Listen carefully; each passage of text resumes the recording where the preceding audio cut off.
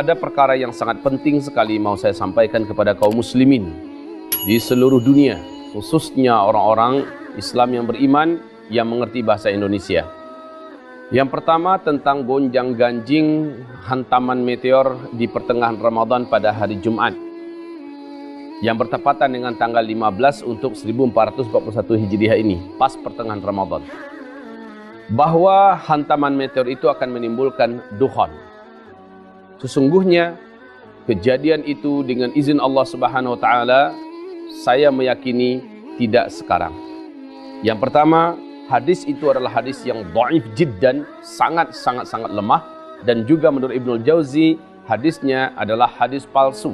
Maka tidak pantas dan tidak boleh kita membangun akidah kita di atas dalil yang tidak jelas atau dalil yang dhaif. Syarat untuk mengambil keyakinan dan membina akidah itu adalah hadisnya wajib di atas sahih. Hadis sahih, hadis mutawatir. Dan apalagi kalau seandainya dalilnya jelas dari Al-Quran, maka sudah tidak ada yang perlu dikeragui lagi. Itu yang pertama. Yang kedua, syarat-syarat terjadinya hantaman besar. Yauma nabtishul arda, yauma nabtishu batsyatal kubra. Pada hari kami hantam bumi ini dengan hantaman yang sangat besar. Itu bukan sekarang. Kenapa bukan sekarang? Karena ada beberapa syarat yang harus mendahuluinya. Ya, saya maksudkan syarat ini adalah beberapa kejadian yang terlebih dahulu harus mendahuluinya. Apa yang mendahuluinya? Pertama, dan ini penting sekali ya. Pertama, terjadi terlebih dahulu di mana uang yang dipakai di muka bumi ini bukan lagi uang kertas. Dan sekarang masih uang kertas yang dipakai. Maka berarti masa untuk hantaman besar itu dengan izin Allah dan menurut keyakinan saya bukan di zaman ini. Bukan pada masa ini, bukan besok maksud saya. Terus yang kedua, belum lagi terjadi penaklukan Masjidil Aqsa di Palestina.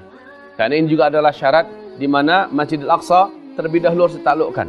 Ya, sementara sekarang Masjidil Aqsa masih dalam keadaan dikuasai oleh bangsa Yahudi yang mendirikan negara Israel di negeri jajahan Palestina.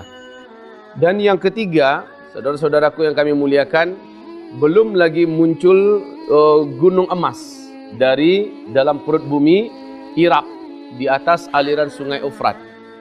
Kalau seandainya ini sudah muncul, akan terjadilah perang besar. Karena kata Rasulullah, orang akan berangkat menuju ke sana. Setiap negara akan mengirimkan tentara-tentaranya dan berperang di sana, memperebutkan gunung emas itu. Ya. Nah, dalam kondisi perang, di samping ada perang-perang kecil yang terjadi di berbagai negara atau perang-perang lokal yang terjadi di seluruh kota-kota di negara-negara, maka ini juga belum wujud. Maka saudaraku yang kami muliakan, ini perkara-perkara besar. Yang pertama tadi, uang kertas masih dipakai. Yang kedua, Baitul Maqdis belum dibebaskan. Dan yang ketiga, gunung emas masih belum muncul dari dalam perut bumi Irak.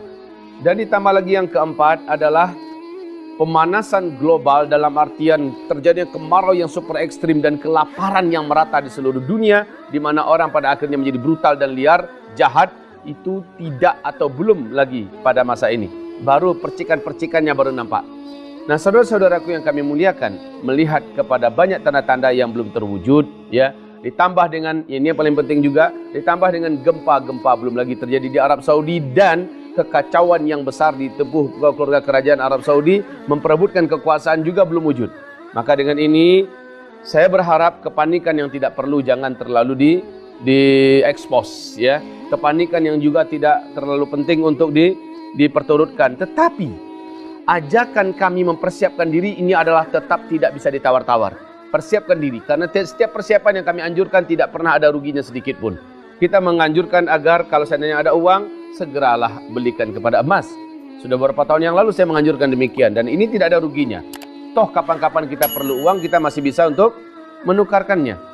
Dan justru emas juga makin lama makin tinggi harganya, dan sebentar lagi lihat, seluruh mata uang di muka bumi akan jatuh sejatuh-jatuhnya, dan menyesallah orang-orang yang mempunyai simpanan berupa angka-angka digital.